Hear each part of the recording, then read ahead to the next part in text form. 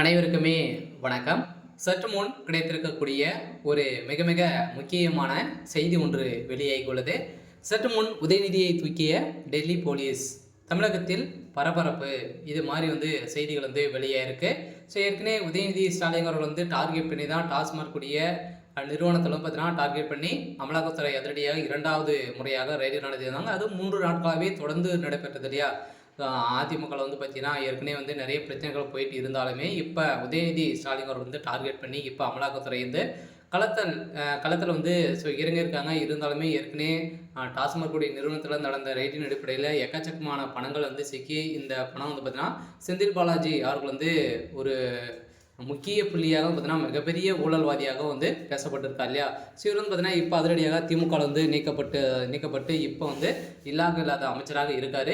So இதைத் தொடர்ந்து உதயநிதி ஸ்டாலின் அவர்கள் பார்த்தீங்கன்னா இந்த 1000 கோடி மெகா ஊழல் செய்தது அவருடைய நண்பர்களும் பார்த்தீங்கன்னா நிரூபணமாக இருக்குது. ஸோ இந்த நிலையில் தான் இப்போ அதிரடியாக உதயநிதி ஸ்டாலின் அவர்கள் இப்போ டெல்லியில் இருக்கக்கூடிய அமலாக்கத்துறை கஸ்டடியில் தான் இருக்காங்க அப்படின்ற மாதிரி இப்போ தகவல் ஸோ வெளியாக இருக்குது.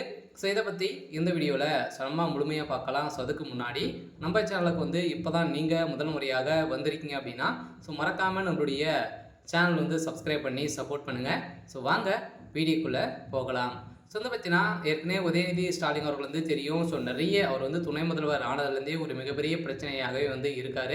ஸோ இந்த நிலையில் வருகின்ற சட்டமன்ற தேர்தலுக்காக எக்கச்சக்கமான பணங்களை பார்த்தீங்கன்னா திமுக கொள்ளடிக்க நினைத்து இப்போ வசமாக சிக்கி கொண்டு இருக்காங்க இல்லையா. ஸோ டாஸ்மாக் நிறுவனத்தில் குறைந்தபட்சம் 40,000 கோடிக்கு மேலே ஊழல் நடந்திருக்கு. இப்போ இது வரைக்குமே பார்த்தீங்கன்னா 4 வருடத்தில் 40,000 கோடிக்கு மேலே மிக ஊழல் நடந்திருக்கு அப்படின்றத நிரூபணமாகி இப்போ அதிரடியாக உதயநிதி ஸ்டாலின் அவர்கள் வசமாக சிக்கியிருக்காரு. சொல்ல உதயநிதி ஸ்டாலினுடைய நண்பர்கள் அதே மாதிரி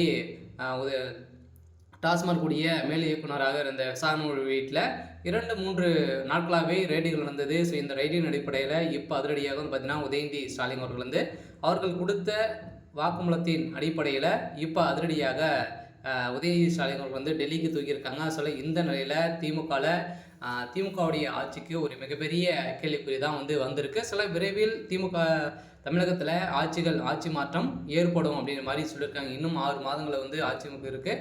ஸோ இந்த நிலையில் திமுகவுடைய ஆட்சி நடத்தக்கூடிய விதம் சரியில்லை அப்படின்ற மாதிரி எக்கச்சக்கமான எங்கே பார்த்தாலும் கொள்ளைகள், கற்பழிப்பு இது மாதிரி பார்த்தீங்கன்னா நிறைய பிரச்சனைகள் இருக்குது.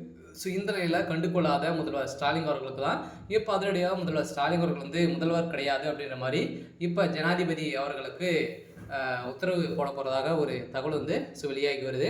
சில கட்டாயம் திமுகவில் ஒரு மிகப்பெரிய மாற்றங்கள் வரப்போகுது. சில உதயநிதி ஸ்டாலின் அவர்களும் இப்போ கைது செய்யப்பட்டிருக்காரு. சரி, ஓகே. ஸோ இன்னைக்கான அப்டேட் இதுதான். ஸோ மறக்காமல் நம்மளுடைய சேனலை சப்ஸ்கிரைப் பண்ணி சப்போர்ட் பண்ணுங்கள். தேங்க்யூ.